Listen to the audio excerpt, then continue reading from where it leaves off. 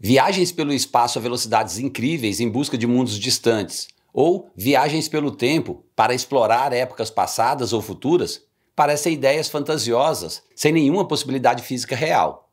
Mas não são. Do ponto de vista da física, elas são possíveis e são os conceitos surpreendentes da teoria da relatividade que tornam isso possível, pelo menos em teoria.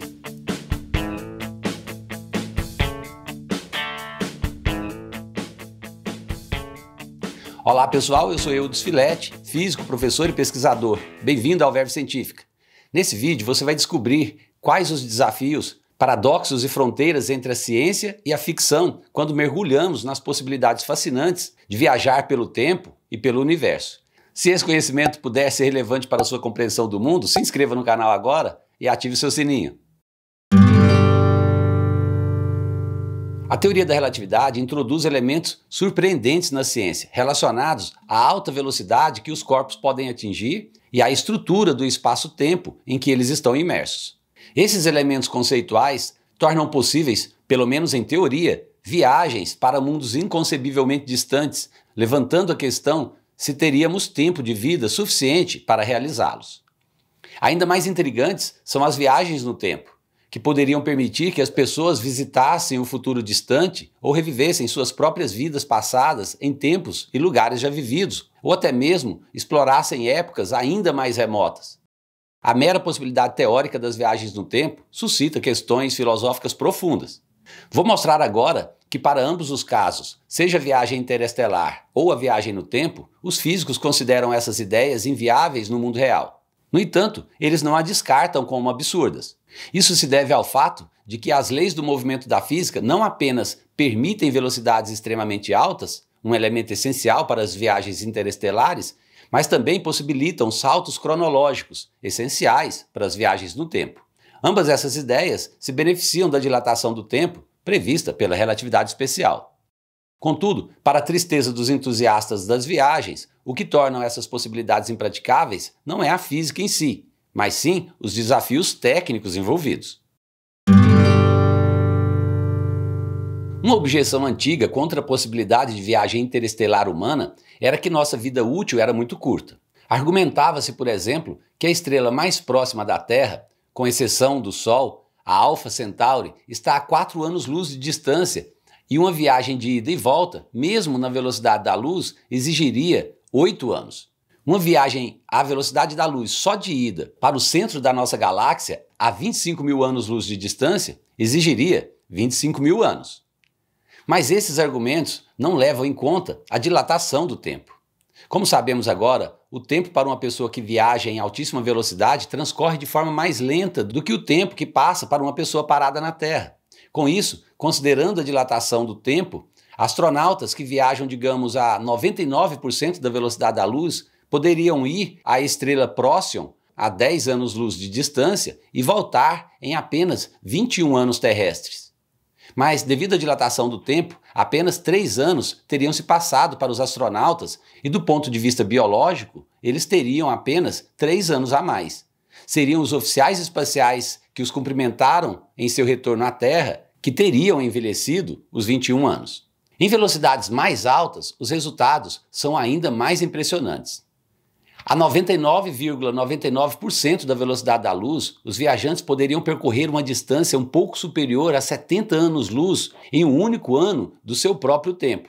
A 99,999% da velocidade da luz, essa distância se estenderia consideravelmente para mais de 200 anos-luz, de forma que uma viagem de 5 anos para eles os levaria mais longe do que a luz viaja em 1000 anos terrestres.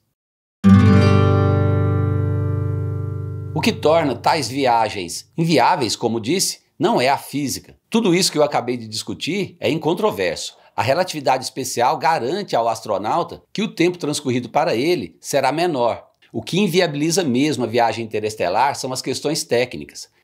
A tecnologia atual não permite tais jornadas.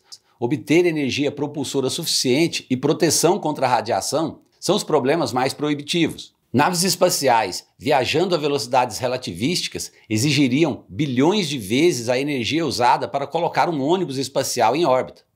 Mesmo algum tipo de motor a jato interestelar que capturasse gás de hidrogênio interestelar para queimar em um reator de fusão teria que superar o enorme efeito retardador de capturar o hidrogênio em altas velocidades. Além disso, os viajantes espaciais encontrariam partículas interestelares como se tivessem um grande acelerador de partículas apontando para eles.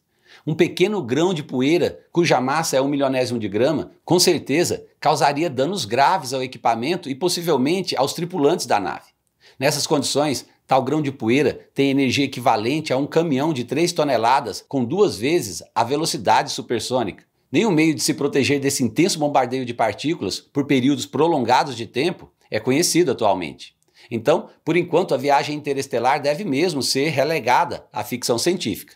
Não por ser considerada uma fantasia científica, mas devido à inviabilidade da viagem espacial.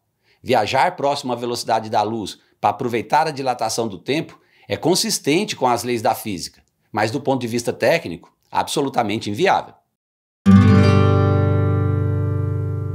Na ficção, os viajantes do tempo entram em uma máquina e de maneira súbita desaparecem. Daí, eles reaparecem de modo instantâneo em alguma época passada ou futura, entre cowboys ou dinossauros, ou entre carros flutuantes e utensílios ultratecnológicos. Os físicos, com certeza, não acreditam que a viagem no tempo seja provável no mundo real.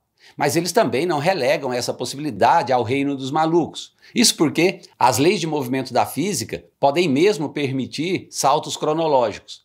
Para os físicos, o que inviabiliza a viagem no tempo não é a física, mas sim os detalhes técnicos. Podemos classificar as viagens no tempo em 2 categorias, as que te levam para o futuro e as que te levam para o passado. Uma viagem para o futuro próximo é fácil. Aliás, todos nós estamos fazendo isso agora mesmo. Nós estamos indo para o futuro a uma taxa de 1 segundo por segundo.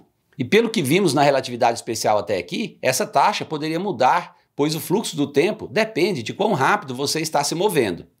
Quanto mais rápido você viaja, menos tempo transcorrerá para você. Assim, uma mera viagem interestelar implicaria ao mesmo tempo uma viagem no futuro. Por exemplo, alguém poderia partir da Terra em uma nave de alta velocidade no ano de 2100, viajar por cerca de 3 anos e retornar no ano de 2121.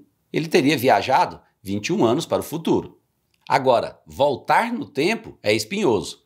Isso não é permitido nem pela relatividade especial, nem por qualquer outra lei da física. O tempo, como o conhecemos, segue um único caminho. Ele evolui somente em direção ao futuro. Mas mesmo assim, ideias ousadas para essas possibilidades, surgidas no campo da relatividade geral, prosperaram. Os físicos conceberam algumas possibilidades teóricas para isso décadas atrás. Uma solução inicial com viagens do tempo começou com um cenário descrito na década de 1920. Mas a compreensão de que poderia existir uma máquina do tempo que permitisse viajar ao passado só aconteceu na década de 70, depois que os cientistas descobriram um fenômeno chamado curvas temporais fechadas. Essas curvas descrevem a trajetória de um observador hipotético que, embora sempre avance no tempo a partir de sua própria perspectiva, em algum momento ele se encontra no mesmo lugar e hora em que começou, criando um loop. Isso poderia ser possível numa região do espaço-tempo que, distorcida pela gravidade, gira em torno de si mesma. A ciência começou a levar as viagens a tempo a sério na década de 80. Em 1990, por exemplo, cientistas importantes como o físico russo Igor Novikov e o físico americano Kip Thorne começaram a estudar não só como se poderia tentar construir uma máquina do tempo, mas também como ela funcionaria. Mas, ao mesmo tempo, eles investigaram quais problemas poderiam surgir com a viagem no tempo. Um deles são os inúmeros paradoxos que tais viagens criam e precisam ser contornados. Por exemplo, se você pudesse voltar no tempo e matar o seu avô antes que ele tivesse filhos, você não poderia mais ter nascido. Logo, você não poderia viajar no tempo e, portanto, não poderia ter matado seu avô. E mesmo assim, aí está você. E isso é um paradoxo. Desde a década de 90, esse campo de estudo atraiu interesse intermitente, mas sem nenhum avanço significativo. A razão disso é que todo modelo proposto de uma máquina do tempo tem problemas. Todos têm recursos atraentes, possivelmente algum potencial, mas quando alguém começa a desvendar os detalhes, acaba surgindo algum tipo de obstáculo, algo drástico que impede a sua realização. Por exemplo, a maioria dos modelos de viagem no tempo requer massa negativa. e, portanto, energia cinética negativa, embora massa e energia cinética negativas jamais tenham sido encontradas. Mas por que a viagem no tempo depende de uma matéria tão exótica? É que, em muitos casos, é preciso manter aberto um buraco de minhoca. Esses buracos são uma previsão consistente da relatividade geral. Trata-se de uma espécie de túnel no espaço-tempo que pode conectar um ponto do cosmos ao outro. Sem massa negativa, a gravidade causaria o colapso desse túnel, como se neutralizasse a massa positiva que quer atravessar o buraco de minhoca. Os físicos concordam que é improvável que exista matéria com massa negativa, embora alguns fenômenos quânticos permitam a sua existência. Mas nesse caso, as massas negativas e suas energias estariam em escalas imponderavelmente pequenas e muito distante da escala que seria necessária para fazer funcionar a máquina do tempo realista. Bem, nesse ponto é fascinante reconhecer a possibilidade teórica de realizar viagens interestelares e viagens no tempo.